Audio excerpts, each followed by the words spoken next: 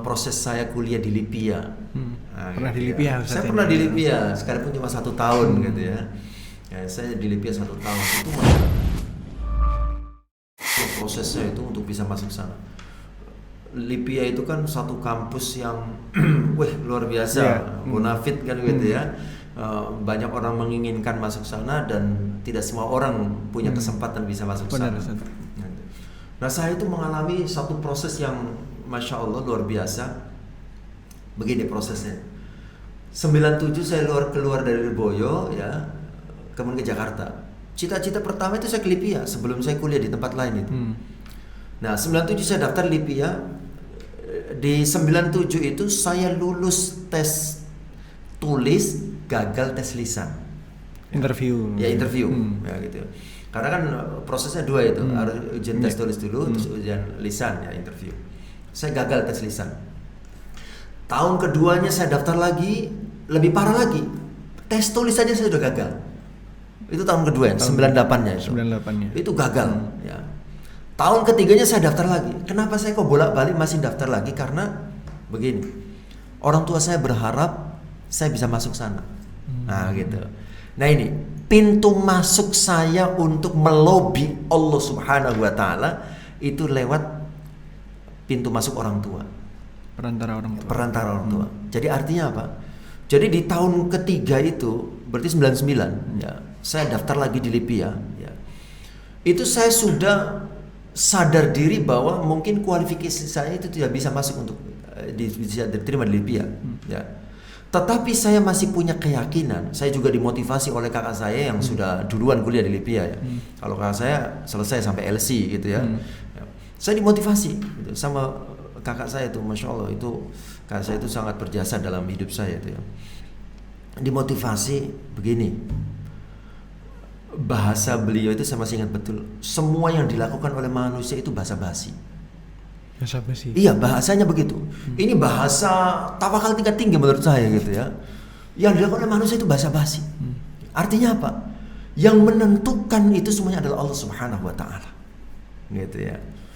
Bahasa beliau begitu, ekstrimnya begitu ya. Sekalipun tidak di semua kasus harus kita maknai seperti itu ya. Tapi dalam situasi saya yang seperti itu ya, kakak saya itu memotivasi begitu. Jadi kakak saya ingin menekankan kepada saya bahwa Allah itu ada, Allah itu maha kuasa, dan Allah lah yang menentukan semuanya. Termasuk siapa yang akan diterima dan siapa yang gagal masuk Libya, itu adalah atas takdir Allah. Makanya kakak saya meyakinkan kembali pada saya, dekati Allah, lobby Allah, mohonlah kepada Allah. Terus apa yang harus saya lakukan? Saya bilang, saya sudah dari tahun-tahun kemarin saya juga sudah berdoa. Nah, kakak saya memotivasi saya begini. Jadi, rubahlah motivasimu masuk Libya itu. Ya, barangkali kamu motivasinya, saya tidak tahu motivasimu apa masuk Libya. Sekarang saya ingin mengarahkan motivasimu adalah ingin membahagiakan orang tua. Nah, jadi kakak saya ngasih solusinya begitu, arahannya begitu. Jadi coba kamu berdoa pada Allah, lobby Allah, ya Allah. Saya sadar ya, kualifikasi saya, kemampuan saya tidak bisa untuk diterima di Libya. Tetapi saya yakinnya bahwa Engkau lah yang menentukan segalanya. Orang tua saya menginginkan saya agar saya bisa masuk Libya. Orang tua saya akan merasa bangga dan bahagia kalau saya bisa diterima di Libya. Maka aku mohon kepadamu ya Allah, bagaimanapun caranya, takdirkan aku agar aku bisa diterima di Libya. Niat dan motivasiku cuma satu, saya ingin membahagiakan kedua orang tua saya. Tolong izinkan saya, berikan saya kesempatan untuk membahagiakan kedua orang tua saya. Orang tua saya merasa bangga dan bahagia kalau saya bisa masuk Libya. Aku mohon padamu ya Allah, bagaimanapun caranya, takdirkan agar saya bisa masuk Libya. Itu, jadi di malam ujian, besok ujian, saya tidak belajar karena saya udah mentok gitu merasanya. Ya. Udah 3 kali. Udah yang ketiga iya. Ya. Saya sudah mentok itu. Saya sadar diri. Ya sudah, saya pasrah begitu. Saya berdoa saja, ya Allah, izinkan saya membahagiakan kedua orang tua saya. Bagaimanapun caranya, aku mohon padamu, takdirkan aku bisa diterima di Libya. Subhanallah. Ya. Besoknya saat ujian tulis, saya lulus di bangku cadangan. Ya. Saya lupa kalau nggak salah itu 90 yang diterima itu waktu itu ya. Nah kemudian saya 93. Setelah batas itu. Iya, dari ambang batas itu saya nomor 93. Nah ini yang diterima 90. Ya. Kalau ada yang mengundurkan diri, ya saya layak untuk ikut ujian tahap berikutnya, interview. Subhanallah, ternyata Allah takdirkan, Allah punya kuasa, ada yang mengundurkan diri, tidak lanjut. Akhirnya saya dipanggil untuk ujian lisan, gitu ya. Kemudian malamnya saya berdoa lagi sama Allah, ya Allah, besok saya ujian lisan.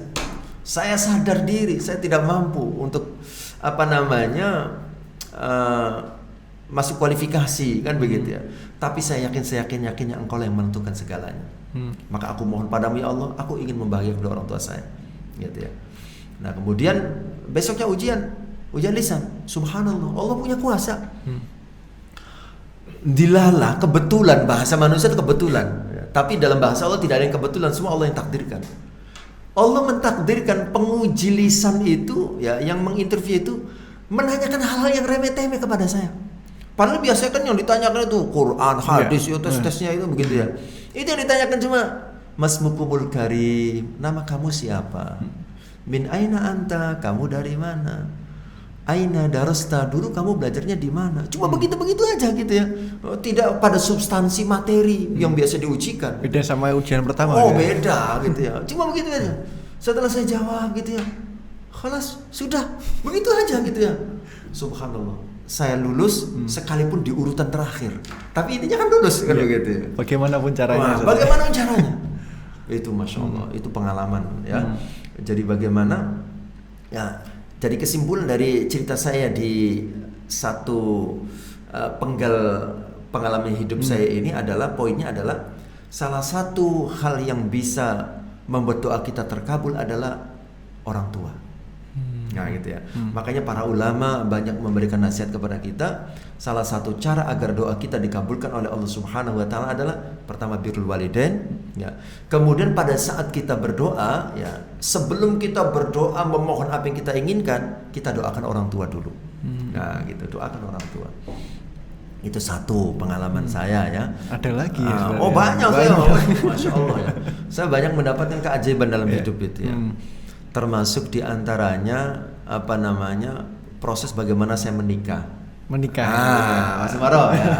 Nah ini mungkin pernah di luar sesi ini, mungkin saya pernah bercerita gitu ya.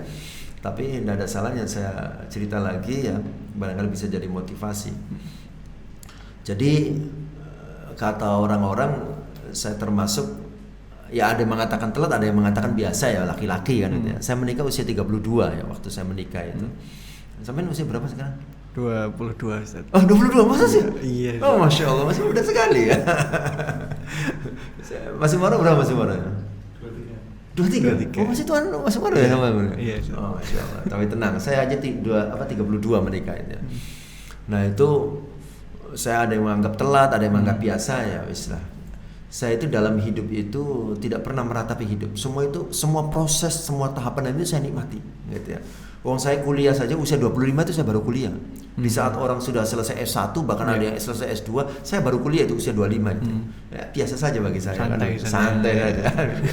Ya, hidup dinikmati saja. Nah, pada saat saya mau proses menikah itu, mungkin saya pernah bercerita gitu ya. Wah, ini aib sebetulnya buat saya bagi laki-laki itu ya. Apa itu aibnya? Saya pernah ditolak 11 kali oleh wanita. 11 kali. Coba. Sampean Mas Umar berapa kali? Belum pernah kan ya? Jadi biasa saja belum pernah ditolak gitu. Saya 11 kali. Ya. Ditolak ini dalam artian adalah bukan ditolak untuk pacaran, ditolak untuk mengajak menikah gitu ya. Setiap saya dekat dengan seorang wanita saya ajak menikah gitu ya. Nah, ternyata 11 orang menolak. Singkat cerita ya, setelah ya wajar lah, umum ya, orang berkali-kali ditolak itu kan down kan begitu ya, sempat down gitu, ya Allah begini amat kan begitu ya. Subhanallah, Allah ngasih saya solusi, ngasih saya pelajaran lewat seorang tukang bakso waktu itu. Kan kita kan bisa mengambil ibroh dari mana saja kan gitu ya. Saya waktu itu dapat ibroh dari seorang tukang bakso. Ya saya kan dulu waktu kos di Pare gitu ya. Kemudian malam-malam biasa anak kos lapar, jajan gitu ya, bakso. Iseng-iseng saya ngobrol dengan tukang bakso itu. Mas, saya ngelihat jenengan kok iri saya. Loh kenapa? Jenengan kok kelihatan bahagia sekali gitu ya. Karena memang orangnya ekspresif dan kelihatan Enjoy gitu. enjoy dan itu dan sumeh orangnya gitu ya. Padahal kelihatannya kalau dari sisi status sosial kan tidak terlalu tinggi kan gitu, biasa lah gitu ya. Tapi dia kelihatan bahagia gitu ya. Jangan kok tak lihat bahagia sekali kan begitu ya, penuh semangat gitu ya, bekerja dan seterusnya. Wes poinnya apa poinnya? Dia bilang begitu kan, apa intinya ini kan begitu ya. Iya Mas, saya bilang gitu kan. Saya belum selesai ngomong langsung ngomong pengen nikah ya. Oh langsung begitu gitu. Langsung paham. Iya, kok ngerti Mas bilang gitu ya. Oh paham, ketahuan gelagatnya tuh. Iya Mas bilang, saya pengen nikah gitu. Tapi kok nggak ada yang mau sama saya Mas bilang gitu. Terus dia bilang, wah nggak mungkin, jenengan teacher kata begitu. Bahasa dia begitu, teacher gitu. Teacher kan tinggal milih mau yang mana gitu kan. Tapi kenyataannya saya nggak dapet, saya bilang. Saya bolak-balik ditolak orang, saya bilang gitu. Nah terus bicara deh Mas bilang gitu. Nah terus dia bertanya. Pertanyaannya itu sangat mendasar dan mengejutkan. Sampean percaya sama Allah? Langsung begitu pertanyaan itu, serius itu. Tukang bakso itu. Bukan ustad gitu. Tukang bakso. Sampean percaya sama Allah? Gitu. Pelajaran tauhid dari dia itu. Sampean percaya sama Allah? Ya saya percaya Mas sampean kok meragukan saya bilang gitu. Tapi dia mengatakan, mohon maaf ya Mas Nawawi, saya ragu kalau sampean itu percaya sama Allah. Saya kaget itu kan. Loh, kok bisa sampean kok begitu sama saya bilang itu. Mohon maaf Mas Nawawi gitu ya. Saya meragukan sampean kalau sampean percaya sama Allah gitu. Kok bisa sampean meragukan saya bilang gitu kan. Begini. Kata dia tuh, kalau Mas Nawawi itu percaya sama Allah, maka mengadulah kepada Allah. Curhatlah kepada Allah, memintalah kepada Allah. Nah sampai kok curhatnya kepada manusia, berarti kan gak yakin sama Allah katanya begitu. Tauhid banget, dalam banget saya bilang gitu kan. Ya gimana Mas saya bilang gitu ya. Nah terus gimana lah saya bilang itu solusinya gitu ya. Ya solusinya minta sama Allah. Ya saya sudah minta Mas saya bilang gitu ya. Udah minta tenanan apa enggak? Dia mengatakan itu kan. Doa itu tidak akan dikabulkan. Pertama kalau kita tidak yakin. Yang kedua kalau kita lalai dalam berdoa. Maksudnya lalai dalam berdoa itu gimana?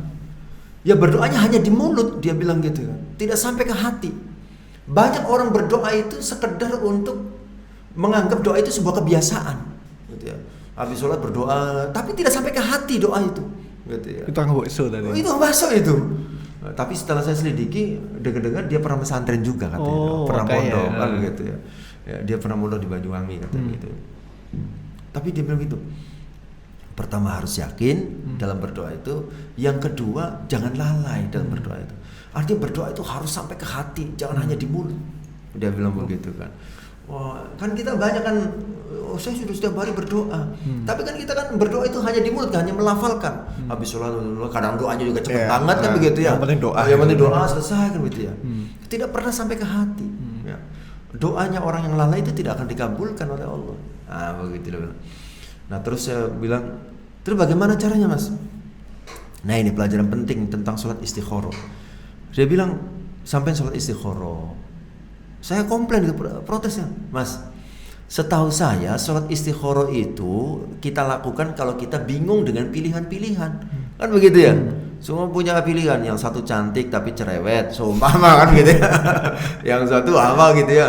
Nah, kita bingung baru istikharah. Lah ini saya belum punya calon kok istikharah, saya bilang gitu. Nah terus dia bilang begini. Nah ini kesalahan kita dalam memahami istikharah, dia bilang. Istikharah itu bisa dilakukan oleh siapapun dalam konteks apapun ya, khususnya dalam masalah jodoh, sekalipun dia belum punya calon. Boleh di sana. Iya. Saya juga sempat bertanya begitu, loh. Terus prakteknya gimana sih bilang sholat istikharahnya? Nah, dia bilang begitu. Dia bilang begini. Yang penting itu setelan doanya. Wah, ini. Terus bagaimana nyetel doanya, saya bilang kan begitu ya. Istikharah untuk orang yang belum punya calon. Dia bilang begini, saya sampaikan dalam bahasa Indonesia saja. Dia bilang itu kan dalam bahasa Arabnya itu kan dalam doa istikharah kan selalu ada dua pilihan ya. Ya Allah, jika ini baik untukku maka takdirkanlah untukku kan, ya. Tapi kalau ini tidak baik berikanlah gantinya dan seterusnya kan gitu ya. Nah dia bilang begini cara berdoanya, sampean harus menyatakan dulu kepada Allah bahwa sampean itu siap menikah. Nah, karena kalau berdoa tapi dalam hati, jiwa dan pikiran belum siap untuk menikah, tidak akan dikasih. Makanya dalam urutan doanya dia bilang begitu, ya Allah, saya sudah siap menikah tahun ini. Kalau menikah tahun ini membawa kebaikan buat saya, buat hidup dan mati saya, buat dunia dan akhirat saya, tolong tunjukkan siapa jodoh saya, percepat prosesnya, permudah jalannya, siapapun dia adanya. Kalimat terakhir itu yang berat untuk diucapkan. Siapapun. Iya, siapapun dia adanya, kan begitu ya. Nah itu yang berat itu. Saya tanya, Mas, itu yang terakhir itu harus disebutkan. Ya harus begitu. Karena kata dia itu begini, kita itu seringkali dalam masalah jodoh itu suka mendikte Allah Subhanahu wa Ta'ala. Bahasa dia, mendikte Allah. Maksudnya mendikte gimana? Ketika kita punya kriteria, itu namanya mendikte Allah. Ya Allah, berikan saya yang begini, yang begitu. Dia bilang kan begitu. Kita kan kalau laki-laki kan suka carinya nyari yang asal kan begitu ya, asal cantik, asal pinter, asal kaya, asal anak tunggal, asal bapaknya sudah tua, nggak sopan. Kemudian yang perempuan juga biasanya nyari calon suami itu nyari yang biasa-biasa saja, biasa bawa mobil, biasa pakai ATM, biasa belanja di mall. Nah ketika kita punya kriteria itu namanya mendikte Allah. Kesannya Allah tidak tahu apa yang terbaik untuk diri kita. Makanya kalau sudah mentok seperti sampean begini kan gitu ya, pasrah total, tawakal pada Allah. Kalau menikah tahun ini membawa kebaikan, tolong tunjukkan siapa jodoh saya, percepat prosesnya, permudah jalannya, siapapun dia adanya. Siapapun yang terbaik menurut engkau, takdirkanlah untukku. Tetapi itu kan baru penggal pertama. Doa istikharah kan selalu ada dua penggal. Tetapi kalau menikah tahun ini tidak membawa kebaikan buat saya, buat dunia dan akhirat saya, tolong jaga saya agar tidak melanggar syariatmu. Wah, ini doa yang dahsyat luar biasa. Ini dapatkan dari tukang bakso. Kan begitu ya. Makanya kita harus seperti apa yang dikatakan oleh, kalau tidak salah ya, Bob Sadino ya, selalu mengatakan kita setiap ketemu orang baru itu, setiap ketemu orang ya harus seperti gelas kosong ya. Harus seperti gelas kosong yang harus siap diisi. Karena setiap orang itu pasti punya kelebihan. Ya. Sekalipun kita melihat awal itu tampak ada kekurangan, tapi setiap orang pasti punya kelebihan. Ya, di antaranya begitu. Ini malah nggak didapatkan di mana-mana. Iya. Cari nggak ketemu. Nggak ketemu. Ketemunya waktu beli bakso. Iya, begitu ya. Doa itu luar biasa. Nah, kalau kata dia, coba istikharah dengan doa seperti itu. Subhanallah, Mas Islahnya. Saya melakukan betul itu. Saya istikharah dengan doa seperti itu. Baru 3 malam berturut-turut saya melakukan itu. Besoknya sudah ada yang memperkenalkan seorang gadis kepada saya. Nah itu. Masya Allah. Dan bukan orang jauh gitu ya. Ternyata Allah mengkondisikan seseorang itu sesuai dengan aktivitasnya gitu ya. Bukan orang jauh. Murid saya sendiri ternyata. Jadi istri saya itu ya, itu adalah murid saya. Waktu di Paris. Iya, waktu di Paris. Ya itu berkat doa istikharah dengan cara seperti itu gitu ya. Jadi poinnya itu yang dari tukang bakso itu ya, pada saat berdoa harus yakin. Yang kedua jangan lalai. Nah gitu ya. Jadi harus fokus betul, yakin Allah akan mengabulkan, dan kita fokus dengan doa kita. Salah satu praktek dengan doa istikharah itu. Jadi Mas Umaro kalau memang belum punya calon gitu ya, tapi sudah siap menikah gitu ya, bisa lakukan istikharah seperti itu. Ini harus digaris bawah ini. Iya. Teman-teman lainnya harus praktek ini. Iya, tapi itu catatannya ketika sudah siap. Nah, kalau belum siap ya tidak akan dikasih kan begitu ya.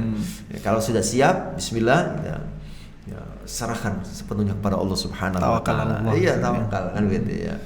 Terus Ustaz, ini belum selesai. Belum. Belum. Masya Allah. Kalau akhirnya subhanallah ya, kemudahan-kemudahan itu asal kita yakin itu Allah berikan jalan keluarnya. Artinya jalan keluar itu adalah Allah akan mengkondisikan makhluknya ya untuk membantu mewujudkan apa yang menjadi harapan dan cita-cita kita. Ya, seperti saya masuk Libya, Allah kondisikan yang nanya itu santai gitu ya. Termasuk saya menikah itu Allah kondisikan. Saya kan dalam doanya kan begitu. Permudah jalannya, percepat prosesnya, siapapun dia adanya. Ya. Nah, dalam proses menikahnya itu subhanallah ya, saya diberikan kemudahan. Di antaranya, mohon maaf ya, saya bicara apa adanya. Kan salah satu yang ditakutkan oleh para pemuda, ya, para laki-laki untuk proses menikah itu